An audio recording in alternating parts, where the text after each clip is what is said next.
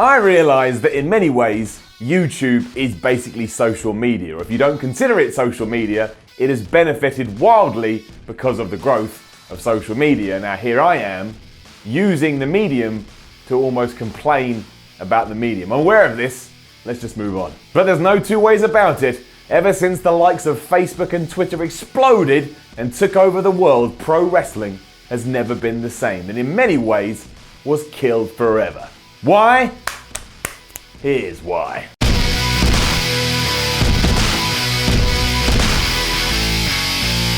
Now obviously this all very much depends on what your understanding of the word kill or never be the same again is. I quite like what pro wrestling is in 2017. I love all the backstage gossip, I love all the news, and it kind of makes the stuff in between having TV or pay-per-view more fun than it used to be. You know everything that's going on behind those scenes. And yeah, while this was available way back when, the internet and social media has made it incredibly accessible. You can go to your keyboard now, just slam your hands on it, and before long, you'll know what the rumoured plans for WrestleMania 34 are. You could have done that back in the day, but you had to subscribe to a magic newsletter that was kind of delivered to you by a pigeon. And the pigeon would be like, all right, Brad, here's your newsletter. But this is my point. If you're a youngling, a lot of this may just go straight over your head. And that's fine, because you were never used to it. So it's a world you don't understand and don't need to understand. There was a time, however, where this simply wasn't the case. While it was pretty obvious that wrestling wasn't all on the up and up, just go and try and give someone a power bomb if they're not helping you. No one is going anywhere. But the business itself was much more protected than it is in the modern day. You knew deep down that Hulk Hogan and Sergeant Slaughter didn't actually want to kill each other, but you didn't know if they were friends backstage or if they were having meetings with Vince McMahon to change the angle and story and go in a completely different direction. You just took it at face value and then decide whether you liked it or whether you didn't like it. And that was all there was to it. Today, the booker, or the creative engine behind pro wrestling, has become the biggest bad guy in the world. Social media and having this access has allowed everybody to have a voice. And while that voice may be a bit quieter than your more casual fan, it's still loud enough to boo the shit out of Roman Reigns week in and week out. So it's loud enough. It goes deeper than this too.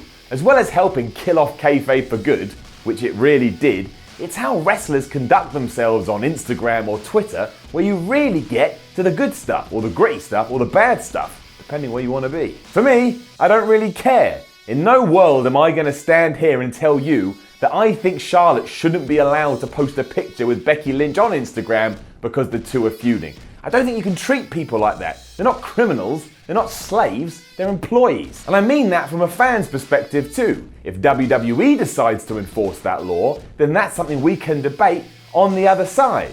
But on this side, I ain't saying it. It's too weird. It's like me coming around and saying, listen, Joe, you can't go on Twitter anymore because you're not contributing in the way the accountants should contribute.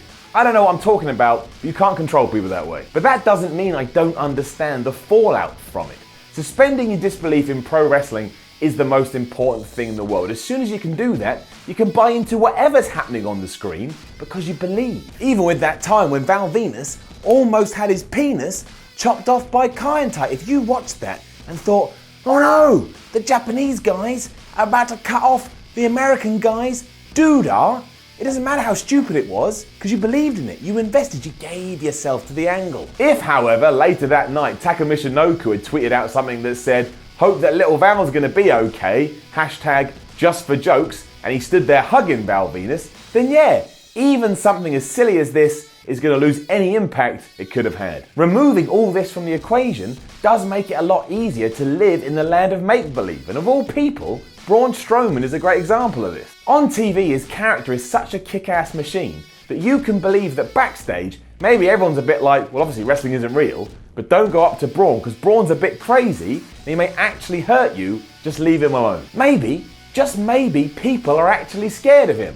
But that's negated when you find the real-life Adam Shear on Twitter or Facebook or Instagram and realise he's a very funny and a very lovable and a very entertaining guy. But what it does do is remind you he's just a character. He's just a character on TV. This goes a step further too, because some wrestlers actually do put in their bio, hi, I play a wrestling character on TV. And again, I'm not judging. I'm not judging. You should be able to write whatever it is you want to write. But I get it. I understand. And I see what that does to wrestling kayfabe.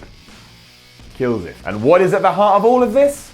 Social media. In short, it is now literally impossible to go back to how things were. And in that sense, it was the death of a form of pro wrestling. Maybe not pro wrestling in general, but that version from a few years ago, dead. To get back there, you have to blow up the world, restart mankind, and then reintroduce all those parameters, because then people don't know any different. And surprise, surprise, my gut tells me that isn't likely to happen. Even when business is a bit slow like it is at the moment, wrestling news sites are covered with stories and interesting things to read. Like right now, I know that Adam Cole doesn't have a contract and is looking for his new destination. It was right there, in my face. And in 1994, that wouldn't have been in my face. And it's not even major breaking news. It's interesting news, but I know it, and I shouldn't know it. Or if I should know it, I wouldn't have known it back then. I really don't mind the shift because it gives me hours of entertainment, and I get a real kick about hearing how certain people think when it comes to the wrestling business. It's like a reality TV show that has gripped the world. But then does that spoil the thing, which is meant to be the entertainment in the first place? Yeah, maybe a little, and it will never be the same again. But whether that's a good thing or a bad thing, I don't know. Maybe wrestling would be more popular today if it was more like it was in the 1980s. Maybe it would be worse. We can only guess. Make it up. You've got your opinion, I've got mine. Maybe we agree, maybe we don't. See that? In a lot of different directions, and there's no answers. So that's that, and that's the truth. And think about it. And while you do, let's all go watch Randy Orton tell us that he thought his WrestleMania 33 entrance was as if he was walking down a giant spurt. Thanks, social media. Thank you very much. Now, don't forget to let us know what you think about all of this in the comments below. Like, share, subscribe, follow WhatCulture on Twitter at WhatCulture WWE. Follow me at Simon Miller 316. I'm Simon from WhatCulture. This was the Y series. Always remember to breathe, otherwise you collapse on the floor and die.